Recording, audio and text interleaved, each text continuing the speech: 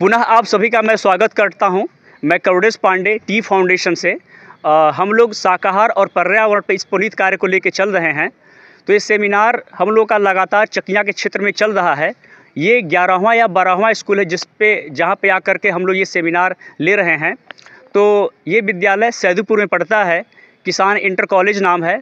तो यहाँ के प्रधानाचार्य और कुछ मुख्य शिक्षक गणों से हमने बातें की, तो उन्होंने सौहार्द और उत्साहपूर्वक यहाँ पर आने की अनुमति दी। तो यहाँ पर हमारे समक्ष एक शिक्षक उपस्थित हैं। हम जानेंगे इनके परिचय के बारे में और पूछेंगे सर कैसा माहौल है यहाँ का और इस सेमिनार से क्या क्या लाभ होने वाले हैं। सर स्वागत है आपका, कुछ बता दीजिए परिचय के। मैं राकेश सिंह, किसान इंटर कॉलेज सैदुपुर, सहायक अध्यापक। और पर्यावरण के प्रति हमारे जो छात्र छात्राओं में काफ़ी रुचि है। यहाँ पर 15 अगस्त और 26 जनवरी के दिन पेड़ पौधे लगाते हैं और पर्यावरण मित्र के रूप में हमारे कुछ बच्चे हैं जो पौधे लगाकर उनका देखभाल करते हैं और पर्यावरण के बारे में इनको जागरूकता फैलाई जाती है। अध्यापकों के द्वारा जो सूचनाएं दी जाती हैं उस तरीके से बच्चे हमारे लगन से मेहनत करते हैं जी। और कुछ धन्यवाद सर। तालियां सब जगह ले लीजिए अपने आप। यहाँ पे संख्या बहुत सारा है बच्चों की। मैं चाहता हूँ बस सही बच्चों को दिखा दिया जाए।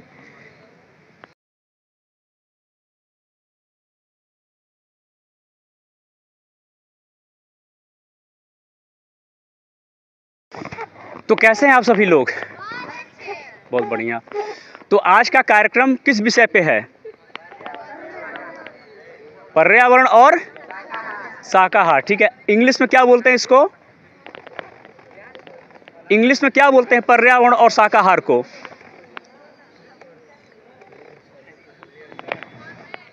हाँ, किसी ने बोला है अभी क्या? Environment and vegetarianism. ठीक है। तो अब बताइए हमको कि सेमिनार किसे कहते हैं?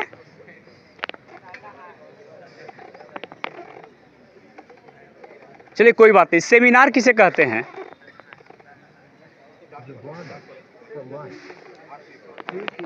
बताइए। सेमिनार का मतलब आप लोगों को पता है? नहीं, चलिए बताते हैं आपको। सेमिनार मतलब होता है संगोष्ठी। सुनाई दे रहा आप लोगों को?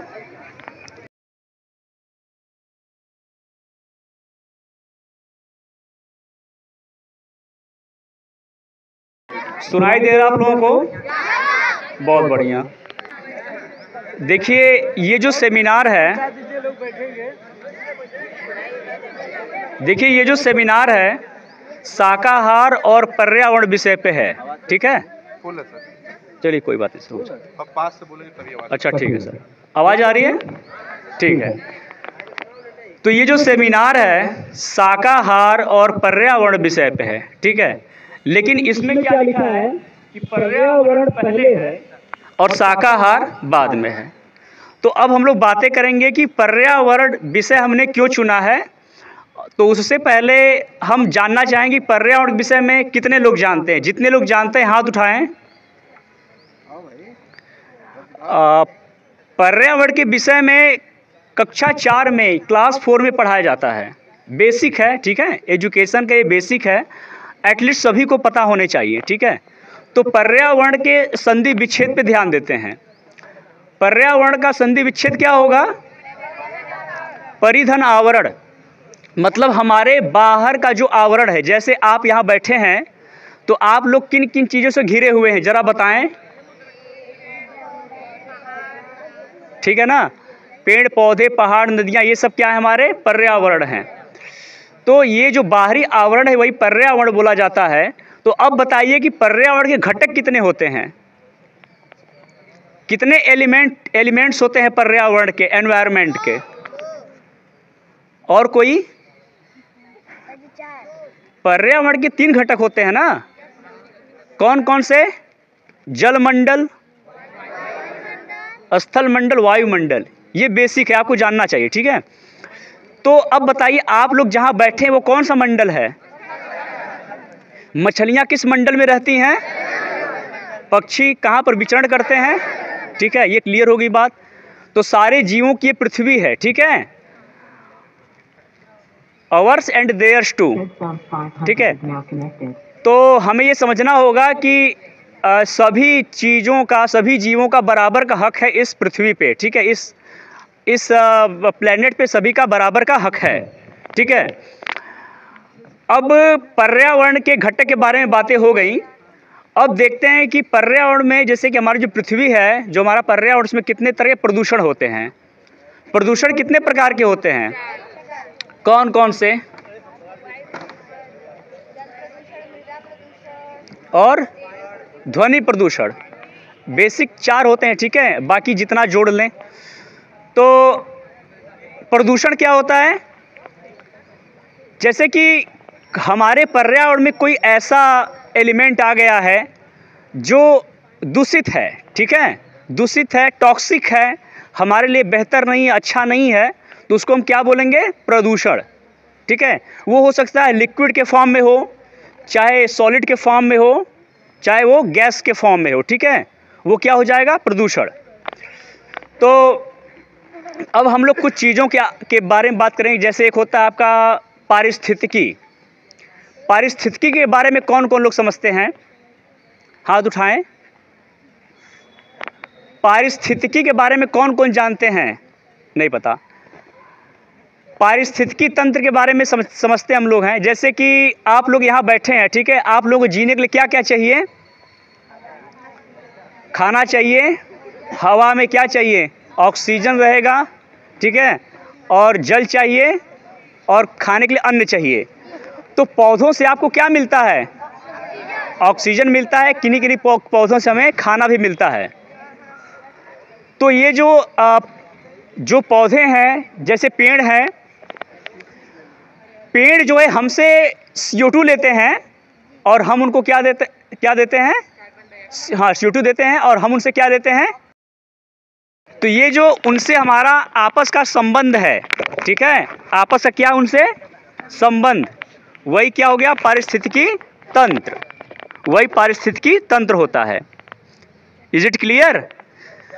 तो अब आगे बात करते हैं कि जैसे कि हमारा एक अलग पारिस्थितिकी तंत्र होता है, जैसे हमारा एक अलग पारिस्थितिकी तंत्र है। जैसे हम लोग स्थल मंडल पे है तो हमारा अलग पारिस्थितिकी तंत्र होगा, और जलीय जंतुओं का अलग पारिस्थितिकी तंत्र होता है, ठीक है, जलीय जंतुओं का अलग पारिस्थितिकी तंत्र होता है, हमारा अलग होता है, और ये नभचर वालों का, पक्षियों का अलग पारिस्थितिकी तंत्र होता है।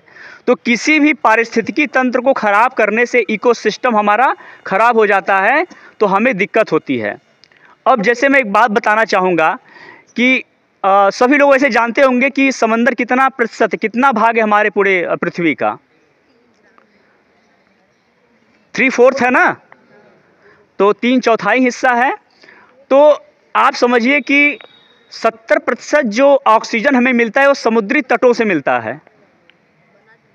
जो 70% हमें ऑक्सीजन मिलती है वो समुद्री तटों से मिलता है, क्योंकि वहाँ पर बहुतायत में वनस्पतियाँ होती हैं जो कि हमारे लिए अच्छी होती हैं। लेकिन क्या होता है कि जब बहुत बड़े मात्रा में मछलियों का वहाँ से फिशिंग होती है, तो वहाँ के जो मछलियाँ हैं, ऑक्टोपस हैं, और भी जो वहाँ की पादप हैं, वनस्पतियाँ हैं, वो भी उनके साथ चली आती हैं। तो उससे क्या होता है कि ऑक्सीजन लेवल घटता है और वहाँ का पारिस्थितिकी तंत्र बिगड़ता है, तो समूची पृथ्वी का भी इकोसिस्टम खराब हो जाता है, असंतुलन पैदा हो जाता है।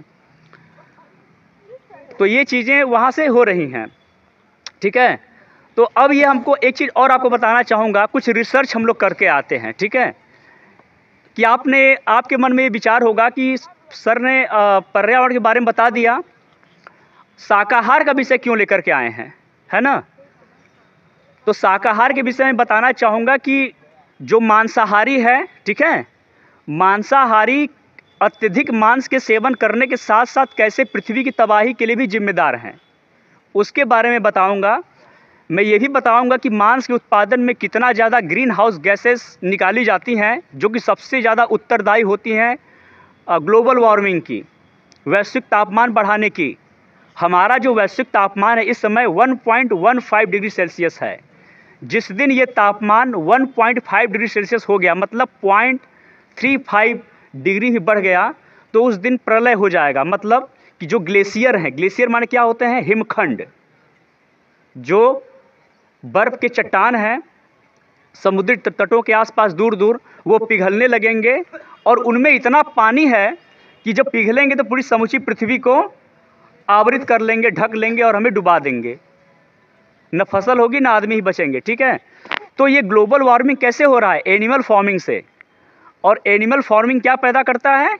Green house gases, carbon dioxide मतलब CO2, नाइट्रस ऑक्साइड मतलब N2O। ठीक है, carbon dioxide, nitrous oxide, methane. Methane सबसे खतरनाक होता है ग्लोबल वार्मिंग के लिए। ठीक है, तो ये सारी चीज़ें जो गैसें हैं ये उत्तरदायी होती हैं ग्लोबल वार्मिंग के लिए। ये हैं ग्रीन हाउस गैसेस। अब कुछ रिसर्च में बताता हूं कि शाकाहारी और मांसाहारी में कितना मतलब कि अंतर है, जो पृथ्वी का कितना नुकसान कर पा रहे हैं। दोनों का कंपैरिजन मैं आपको बताऊंगा। कुछ रिसर्च अपने साथ लेकर के आया हूं, बस 1 मिनट का समय दीजिए। एक संस्था है जिसका रिपोर्ट हम लोग लेकर के आए हैं। ठीक है, पिटा इंडिया का भी एक रिपोर्ट हमारे पास है। समझते हैं कि ये जो मांसाहार है उससे कितना प्राकृतिक विनाश हो रहा है। ठीक है, धन्यवाद, कर लेता हूँ। बीफ के बारे में कितने लोग जानते हैं? बीफ बीफ होता है गौ मांस या भैंस का मांस। चौपाया जानवरों के मांस को बीफ बोलते हैं। तो समझिए कि 1 केजी जो बीफ का उत्पादन पैदा किया जाता है, अच्छा चलो आदत नहीं सर इसकी ना वो, तो 1 केजी बीफ का जो उत्पादन होता है उसके लिए 326 वर्ग मीटर भूमि की आवश्यकता होती है। मतलब जो 1 केजी मांस भैंसा का, मान लीजिए आप लोग नहीं खाते हैं लेकिन बड़े बड़े शहरों में मांस खाने का बड़ा प्रचलन है, वहाँ हर तरह के लोग मांस खाते हैं। तो 326 वर्ग मीटर मतलब समझते हैं आप, यानी कि 17 मीटर लंबा, 17 मीटर लगभग चौड़ा, उतना मीटर भूमि हम बर्बाद करते हैं मांस उत्पादन में।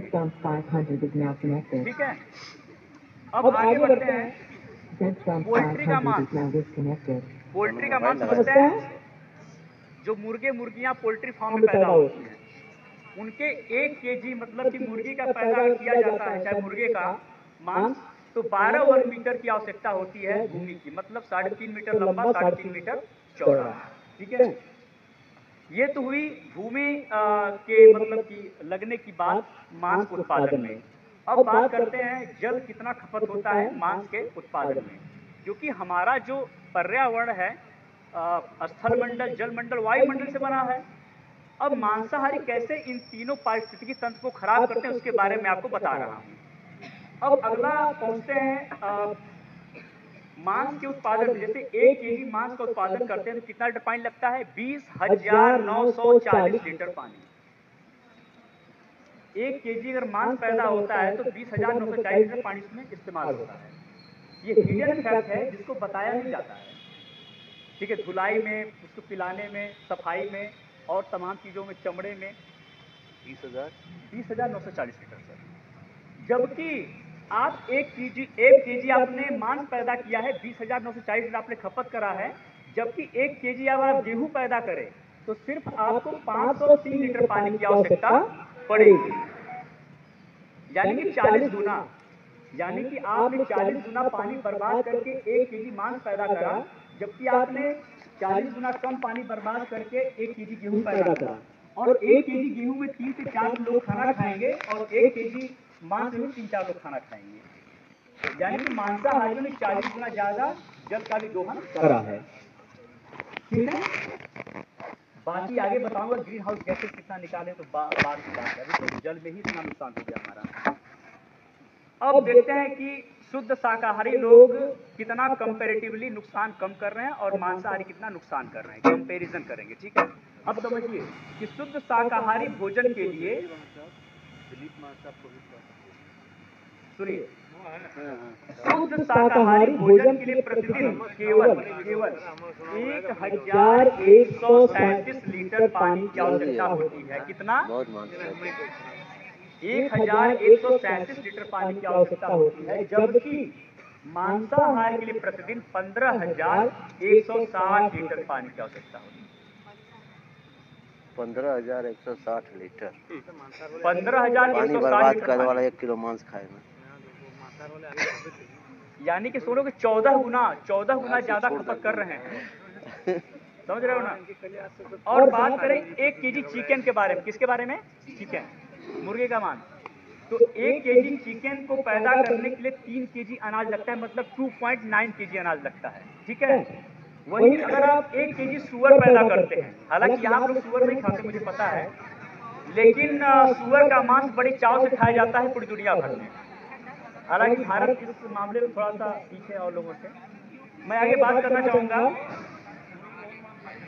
सुनो सुनो सुनो सुनो ध्यान से। 1 केजी सुअर का मांस पैदा करने के लिए 8 केजी यानी कि 8 किलोग्राम अनाज की आवश्यकता होती है, जबकि 1 केजी बीफ मतलब जानवर के मांस, मतलब कौन सा? चौपाया जानवर, भैंस गाय के मांस के उत्पादन में 20 केजी अनाज मतलब 20 किलोग्राम अनाज की आवश्यकता होती है। ठीक है। तो आप समझ सकते हैं कि 1 केजी मांस में 3-4 लोग खाना खाएंगे, लेकिन 20 केजी अनाज में सीधे 60, 70, 80 लोग खाना खाएंगे। कितना मतलब नुकसान है, समझ रहे हैं ना? किसी भी तरीके से मांसाहार इफिशिएंट सिस्टम नहीं है हमें फीड करने के लिए, हमें मतलब कि खाना खिलाने के लिए।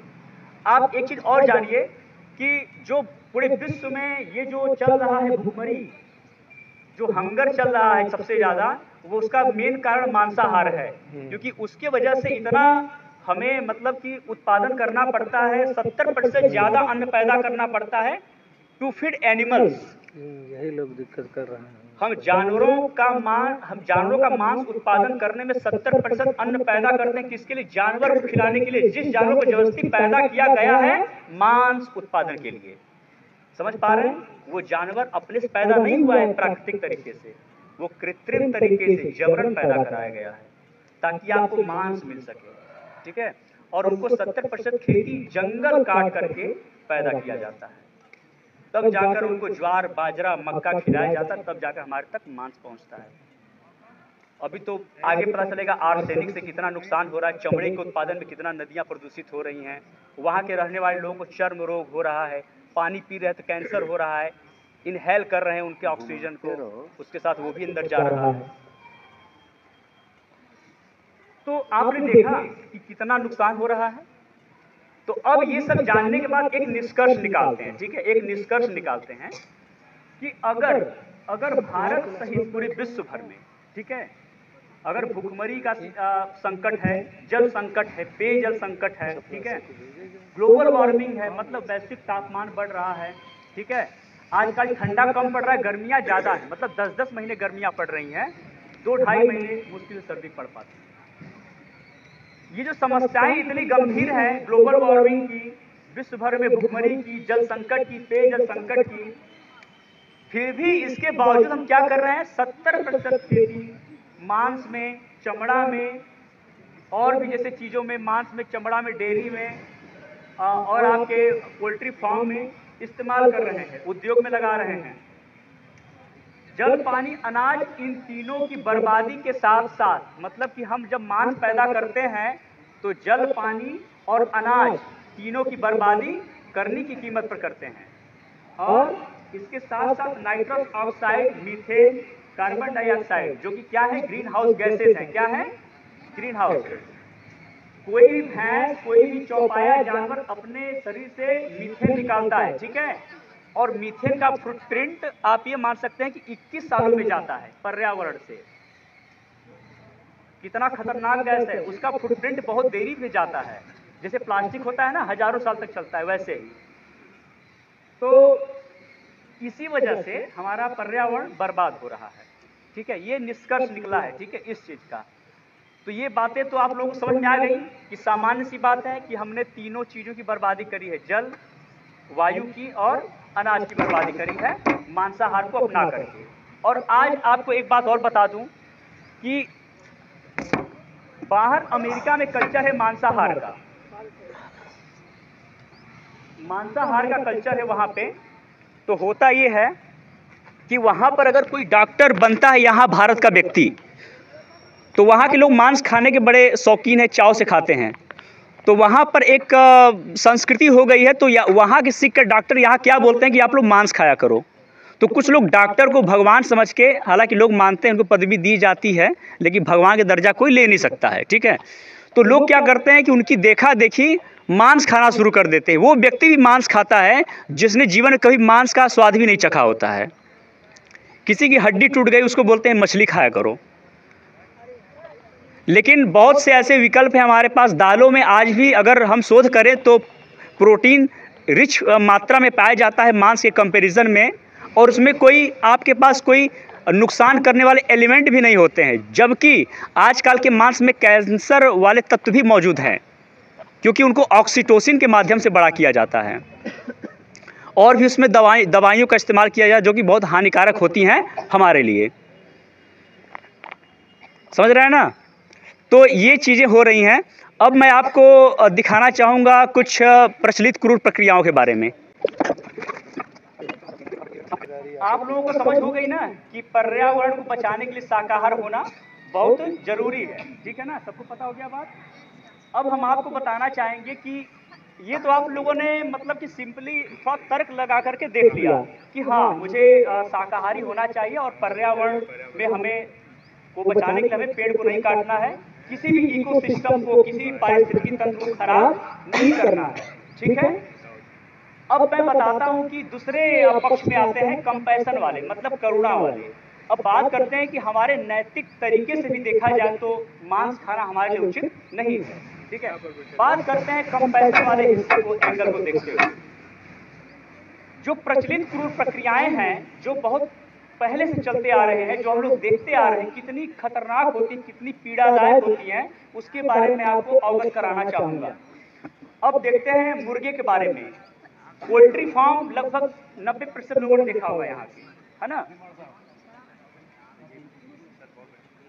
समझिएगा बात को कि ये जो पोल्ट्री फार्म है उसमें किस तरह के मुर्गे आपको नजर आते हैं बहुतायत मात्रा में। सफेद मुर्गा, ठीक है ना, सफेद मुर्गा। सफेद वाले मुर्गे को पता है क्या बोलते हैं? ब्रॉयलर। सर ने बताया अभी ब्रॉयलर, वो एक अलग तरह की प्रजाति है, ठीक है। वो अलग प्रजाति जिसको बनाया गया है, इंसानों ने बनाया है। समझिए बात को।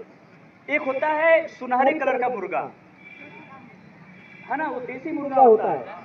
आप अपने कॉलोनियों में देखेंगे कि 20 मुर्गा रहेगा तो हर साल 20 ही मुर्गे रहते हैं।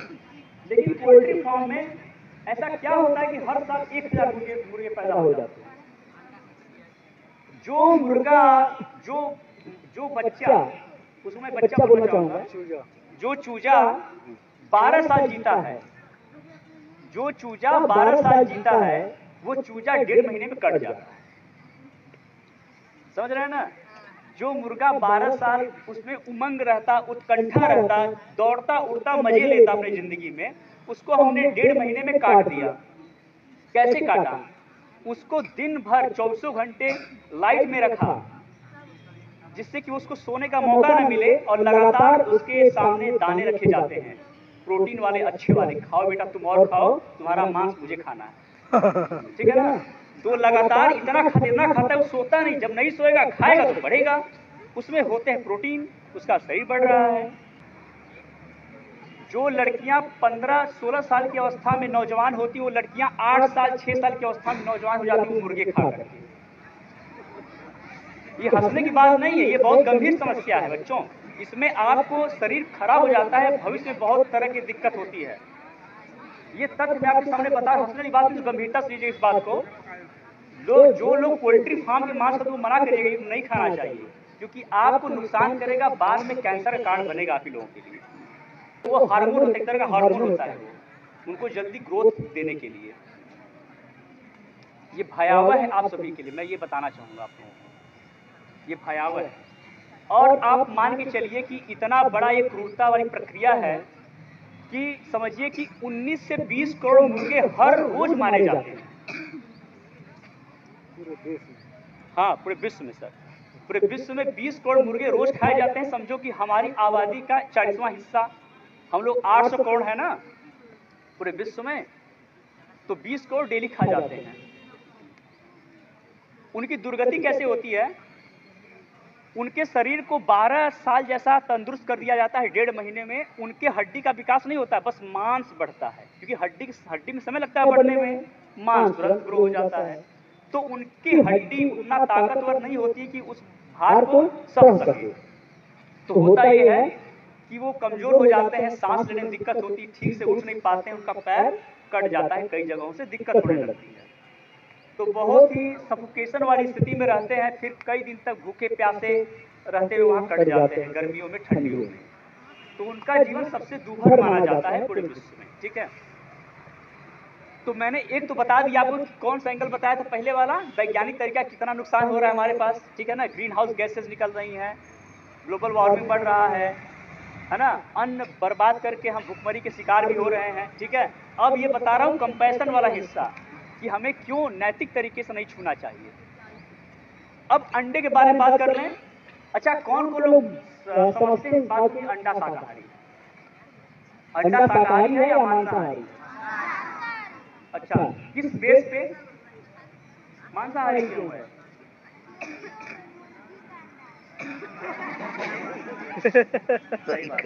देखो, पहली बात तो कि उसके अंदर जीव है, वो मांसाहारी में, वो मांसाहार नहीं है, उसको मांसाहार बना दिया गया है और फिर उसके बाद ये दलील देते हैं कि ये शाकाहारी है। वो एक जीव था, मतलब वो जो मर गया ना, जीव था, उसके अंदर एक जीव है, बाद में जीव होगा, हम उसको लेकर कहते हैं कि वो तो है तो मांस, अब कोई खाएगा तो मांसाहारी हो जाएगा, मांसाहार हो जाएगा, लेकिन फिर लेकर क्या बोलते हैं, ये तो शाकाहारी है। मतलब इंसान किस हद तक गिर सकता है कि वो अंडा किस पेड़ से पैदा होता है ये बताओ। शाकाहार तो वही हुआ ना कि जो कि पौधों से पैदा होता है, अंडा किस पौधे से पैदा होता है? क्या वो पौधा मुर्गी रूपी पौधा है? नहीं ना, मुर्गी पौधा तो होती नहीं है, मुर्गी एक जान होती है। तो इसीलिए अंडा क्या हुआ, उसके अंदर जान आएगा, उसको नहीं खाना चाहिए। अब मैं बताता हूँ कि अब समझिए कि एक मुर्गी साल में कितने अंडे देती है? एक मुर्गी साल में कितने अंडे देती है? बताओ भाई। बताओ भाई। 12 अंडे देती है। एक मुर्गी एक साल में 12 अंडे देती है, हर महीने मतलब एक अंडा देती है। और मुर्गी का जो एक अंडा होता है ना, वो उसका मासिक धर्म होता है, चक्र होता है ना, चक्र होता है, तो सही वो उसका मासिक धर्म होता है, समझ रहे बात को। लेकिन एक होता है लेयर प्रजाति, क्या होती है? मुर्गियों की लेयर प्रजाति विकसित की जाती है, जो हर साल 250 से 300 अंडे देती है। जो मुर्गी सिर्फ साल में 12 अंडे देती है, वो मुर्गी लेयर प्रजाति के द्वारा विकसित करा के उससे 300 अंडे निकाले जाते हैं, उसका आंत खराब हो जाता है, 1 साल 1.5 साल में मर जाती है।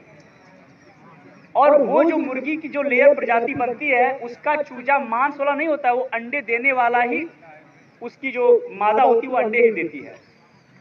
अब समझिए कि जो अंडा हम लोग निकालते हैं, इसमें चूजे भी तो होते होंगे। जो मुर्गियां हैं वो तो उनकी आंतें बाहर आ जाती हैं अंडे देते तो फिर मर जाती हैं, उनको मतलब कुपोषित हो जाती है, इतना अंडे देती हैं, मर जाती हैं। मतलब आप 300 अंडा खाकर एक मुर्गी मार दी, आप मार दिए, ठीक है। तो हमें ये समझना होगा कि वो जो मुर्गी है सिर्फ अंडा तो नहीं देगी, उसके साथ होगा कि कभी कभी फर्टिलाइज होकर उसमें से क्या निकल जाएगा, चूजा। अगर मुर्गी निकल गई तो मुर्गी तो रखी जाएगी, क्योंकि मुर्गी तो फायदे का सौदा है ना, और देगी और बिकेगा। लेकिन अगर उसमें से मुर्गा निकल गया, नर चूजा निकल गया, तो तुम सोचो उसके साथ क्या होगा। नहीं नहीं बेटा, तुम तो खा ही नहीं सकते उसको, क्योंकि उसका मांस उतना ग्रो नहीं करता है, वो बस देने वाला प्रजाति का है, अंडा देने वाला। तो उसको रखने से उनको कोई फायदा नहीं है, पहला वाला है, उसको रखने से उनको कोई फायदा नहीं। उस इंडस्ट्री वो सोचती कि इसको मैं पालूंगा, बेकार में जगह घेरेगा हम लोगों का, मादा को रखेंगे तो वो अंडे देगी। तो क्या करते हैं कि नर को उठा करके उसको या तो पॉलीथीन बैग में बंद करके मार देंगे, या जला देंगे, या उसको पीस देंगे ग्राइंडर में, या बहुत बड़े फैक्ट्री में फेंक देंगे। ये तरीका उनको नालियों में बहाकर मारने का 4 तरीके होते हैं निर्दयता पूर्वक मारने का। तो ये समझ लो कि हर साल दुनिया में हर साल नहीं प्रतिदिन 2 करोड़ कितने कितना बड़ा आंकड़ा है 2 करोड़ चूजा नर चूजा हर साल मार दिया जाता है। और किसके लालच में? अंडा पैदा करने के लालच में। तो बताओ अंडा शाकाहारी है कि अंडे की वजह से 2 करोड़ चूजे मरे, साथ ही साथ मुर्गी उसकी माँ भी मरी, अब तो मरेगी अपने आप वो। और जो साल भर खटेगी जो उसकी मादा है वो कितना निर्मम काम हो रहा है कि नहीं। ये तो हो गया आपके अंडे के बारे में, पोल्ट्री फार्म के बारे में। अब अगला क्रूर प्रक्रिया के बारे में बात करते हैं, भेड़ और बकरी के बारे में। भाई देखिए शिक्षित समाज है, इसमें संवेदनाएं ज्यादा हैं, ठीक है। तो मैं चाहूंगा कि जो चीज जिन पर हमारा ध्यान नहीं जाता है उन पर ध्यान आकर्षित कराया जाए, क्योंकि वो भी शोषित हैं।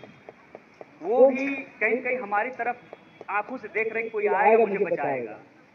तो हम लोग बचाए नहीं, सिर्फ अपना जो एनिमल प्रोडक्ट है वो छोड़ दें, वो अपने आप बच जाएंगी, क्योंकि उनका डिमांड नहीं होगा। जब डिमांड नहीं होगा तो वो कटेंगे नहीं, ठीक है ना। उनको जबरदस्ती ग्रो भी नहीं किया जाएगा। तो आप डिमांड करना छोड़िए, वो कटना बंद हो जाएंगे। अब बात करते हैं भेड़ और बकरियों की। हमारे यहाँ कभी बलि प्रथा के नाम पर और कभी कुर्बानी प्रथा के नाम पर बेनाम मौत दिया जाता है भेड़ बकरियों को।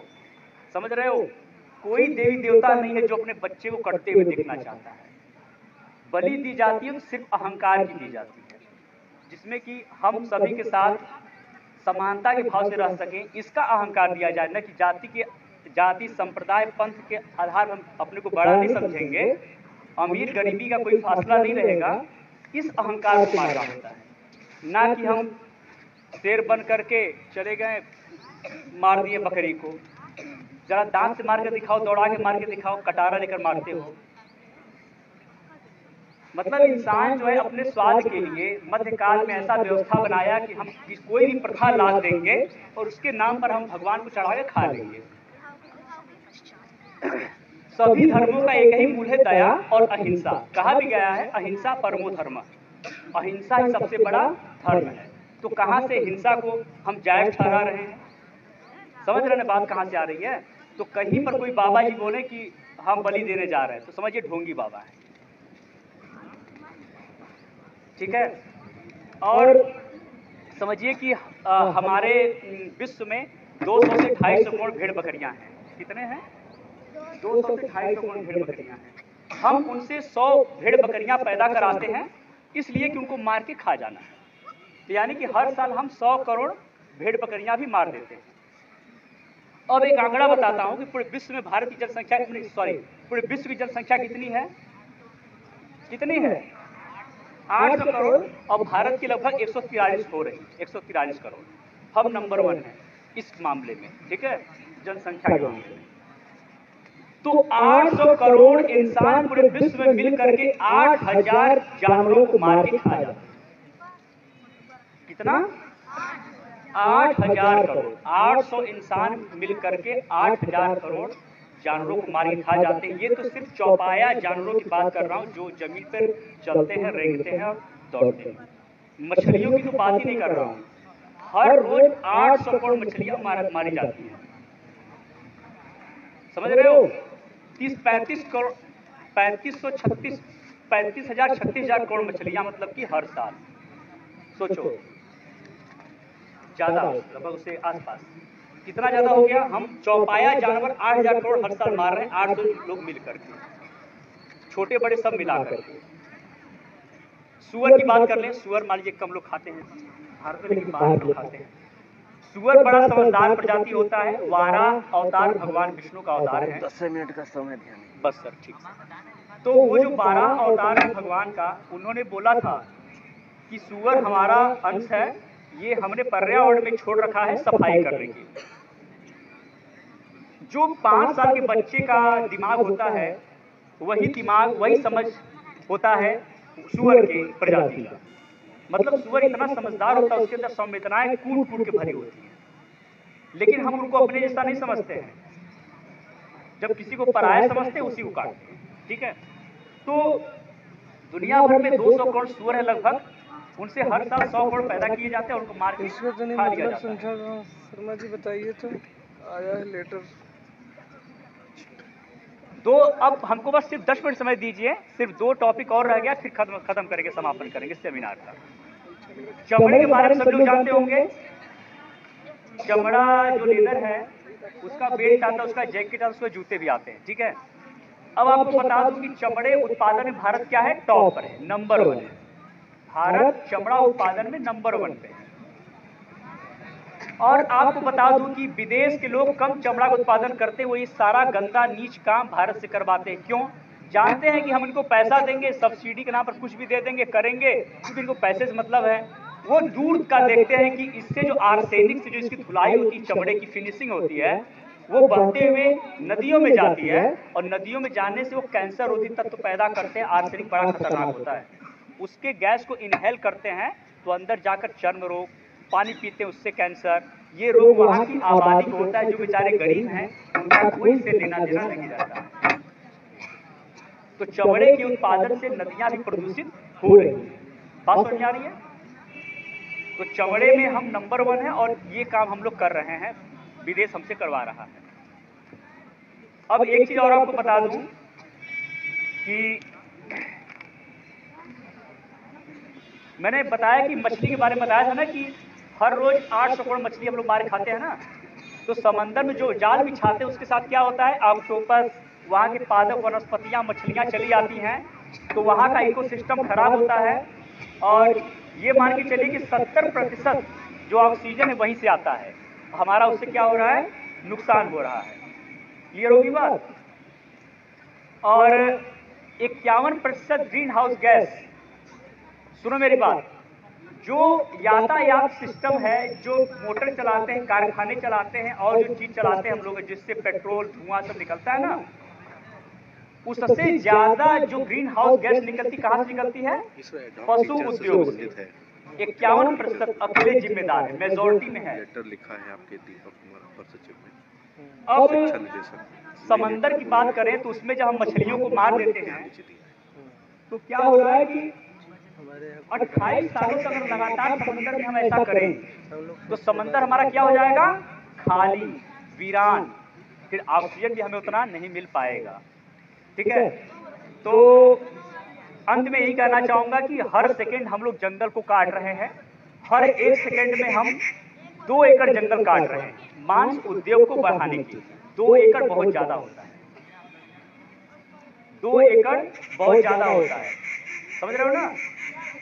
तो हम लोग क्या कर रहे हैं कि 2 एकड़ जंगल हर सेकंड काट रहे हैं मांस उत्पादन के लिए, जो कि सबसे बड़ा कारण है भुखमरी का, जल संकट का, ग्लोबल वार्मिंग का, इन सब चीजों का। अब इस बात को बोल के मैं इस चीज को समापन करना चाहूंगा, और बस एक अंतिम में मुझे एक बात बताइए, आंकड़ा मुझे लिखना है कि कितने लोग मांसाहारी हाथ उठा दें। चलिए ठीक है। अरे बहुत ज्यादा हम उठा नहीं रहे, हाथ नीचे कर लीजिए।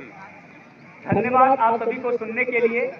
टी फाउंडेशन की तरफ से कार्यक्रम चलाया जा रहा था। यहाँ पर लिखा होगा थिंकर्स एवोल्यूशन। आप लोगों की जितनी वीडियोस हैं इसी पर आएंगी, आज का कल तक पब्लिश हो जाएगा। धन्यवाद आप सभी को।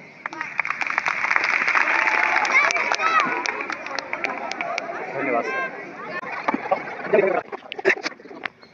ये कार्यक्रम के संपन्न होने के साथ साथ कुछ बच्चियां यहाँ पर आई हुई हैं और इनका कुछ समझ विकसित हुआ है आज के कार्यक्रम से। तो जानते हैं इस कार्यक्रम से इन्होंने क्या क्या सीखा। तो मैं चाहूँगा कि आप सभी लोग अपना नाम बताएंगी, जिनके पास माइक जाएगा अपना नाम बताएंगी, और ये बताएंगे कि ये कार्यक्रम को होते देखते हुए कैसा लग रहा था और क्या क्या सोच विकसित हुआ आप लोगों का। ठीक है, तो शुरुआत आपसे करते हैं, नाम बता दीजिए। मेरा नाम सृष्टि पांडे है, मैं कक्षा 12 की छात्रा हूँ। ये जो आज का सेमिनार था उससे मैंने यही सीखा कि हमें पर्यावरण को बचाना चाहिए। उससे मतलब पर्यावरण को जो हानि हो रहा है वो हमें काम नहीं करना। किससे हानि हो रहा है? मतलब ग्रीन हाउस, मतलब मांसों से जो हानि हो रहा है उसको हम लोगों को नहीं खाना चाहिए और लोगों को बताना चाहिए कि। बहुत बढ़िया। अच्छा, आपने ग्रीन हाउस का नाम लिया, ग्रीन हाउस गैस का। हाँ। इसके अंतर्गत कौन कौन सी गैसें आती हैं? इसके बारे में नहीं जानते। कोई बात नहीं। Carbon dioxide, nitrous oxide, CO2 और मीथेन। ठीक है। क्या क्या नुकसान होता है मांसाहार करने से? मांसाहार करने से पहले तो हम लोगों के शरीर पे नुकसान होता है, क्योंकि वो जो मांसाहारी चीज़ें होती हैं वो बहुत सारे दवाओं से, कीटनाशक दवाओं से बनी होती हैं, तो हम लोगों के शरीर पे वो इफ़ेक्ट करती हैं। अच्छा, ठीक है। ये जो वीडियो था आज के कार्यक्रम का कल आएगा, संपूर्ण जानकारी आपको वहाँ पर मिल जाएगी। ठीक है, धन्यवाद। नाम क्या पड़ेगा आपका? बस नाम बता दीजिए। बाबी जायसवाल। अच्छा, कार्यक्रम किस विषय पे था? पर्यावरण। पर्यावरण पे था, एक और विषय था शाकाहार। शाकाहार। शाकाहार किसे कहते हैं? अंडा शाकाहारी है मांसाहारी है? मांसाहारी है। शाकाहारी। मांसाहार में आता है, ठीक है। एक मुर्गी जो देसी मुर्गी होती है साल भर में कितने अंडे देती है? 12। और ऐसे उसका लेयर प्रजाति कितना देती है? 3,000। 300 हर साल। अच्छा, आपका नाम क्या पड़ेगा? सुहानी गुप्ता। सुहानी गुप्ता। आज के कार्यक्रम जो था किस विषय पे था? पर्यावरण बस। और शाकाहारी। क्या सीखा आज? आज मतलब सब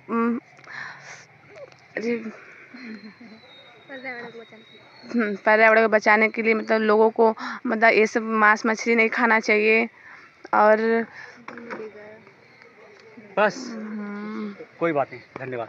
नाम बताएं और कार्यक्रम से क्या सीखा? सर, मेरा नाम प्रेरणा गुप्ता है, मैं छात्र 9D से हूँ। अच्छा, हाँ सर, मुझे इस कार्यक्रम से यह शिक्षा मिला कि हमें पर्यावरण को बचाना चाहिए, ना कि हानि करना चाहिए। हमें ज़्यादा से ज़्यादा पेड़ लगाना चाहिए, ना कि काटना चाहिए।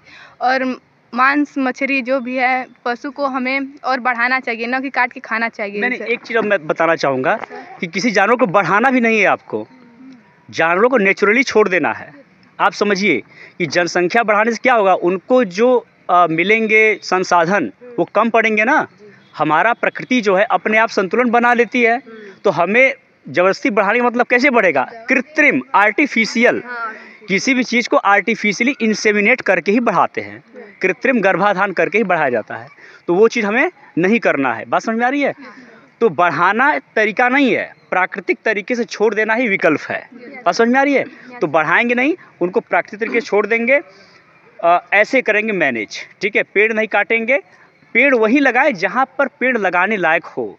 हर जगह पेड़ लगाने से क्या होता है, नुकसान भी हो सकता है। जैसे यहाँ पर घास है, घास का मैदान बढ़िया, यहाँ घास ही हो सकता है। तो यहाँ घास छिल कर पेड़ लगाएंगे तो ना पेड़ होगा ना घास रहेगी। तो इसीलिए जहाँ का जो सिस्टम वही रहने देते हैं। ठीक है, आपका नाम?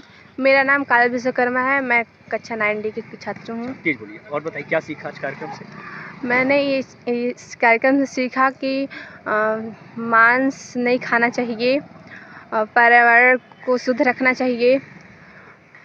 और बहुत बढ़िया। आपका नाम? मेरा नाम आंचल विश्वकर्मा है, मैं 10th की छात्री हूँ। मैंने पर्यावरण से यही सीखा है कि हमको अच्छे से कि हमको मतलब पर्यावरण को प्रदूषण नहीं रखना चाहिए, अच्छे से मतलब स्वतंत्र रहना चाहिए। और हमें ज़्यादा सेवन नहीं करना चाहिए, शाकाहारी रहना चाहिए, इससे प्रदूषण फैलता है। बहुत बढ़िया। कार्यक्रम की वीडियो जब आएगी तो सारी जानकारी आपको मिल जाएगी, तो चैनल को वहाँ पर जाकर देख सकती हैं। थोड़ा आप लोग इधर आ जाइए, तो आप तीनों जाने जिनको बोलना है अभी बस आ जाइए। जी, नाम बताएं। जी, मेरा नाम रिमझिम शर्मा है और मैं 10D की छात्र हूँ। मैं यहाँ बता रही हूँ कि ये जो मांस है इस खपत को कम करना चाहिए, क्योंकि इस मांस से, इस मांसाहारी से हम लोगों के पर्यावरण पे कुछ हानि फैल रही है। और पेड़ पौधा लगाना चाहिए। और हम लोगों का विषय है ये पर्यावरण और शाकाहार। नाम बताएं। मेरा नाम खुशी खरवार है, मैं कक्षा 12 की एक ही छात्रा हूँ। इस पर्यावरण और शाकाहारी कार्यक्रम से यही हमें शिक्षा मिली है कि सीखा थी गलत बात। बोलो हाँ, क्या सीख मिला कि नहीं खाना चाहिए? हमें मांस मछली नहीं खाना चाहिए, ना ही इनको और बढ़ावा देना चाहिए। हाँ। इन सब से खाने से हमारे शरीर में अनेक प्रकार की बीमारियाँ होती हैं।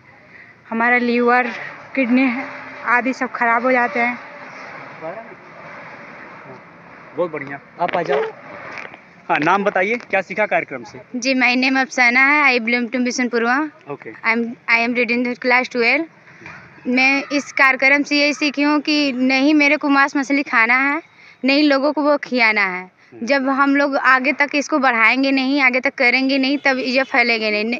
देखिए, लोग जन्म लेते हैं आगे बढ़ने के लिए, बढ़ने के लिए जन्म लेते हैं, बट वो बढ़ नहीं पाते हैं। मांस मछली खाते हैं, आधे ही उम्र में वो चले जाते हैं। बट लोग पहले के होते हैं कि वो आगे तक जाते थे, आगे तक जीते थे। बट इस समय के लोग होते हैं कि मांस मछली खाकर कुछ आगे ही समय रहकर बस चले जा रहे हैं। तो इसकी वजह से हमने ये सीखा कि आगे तक हमको कार्यक्रम करना चाहिए और ये मांस मछली नहीं खाना चाहिए। धन्यवाद। Thank you.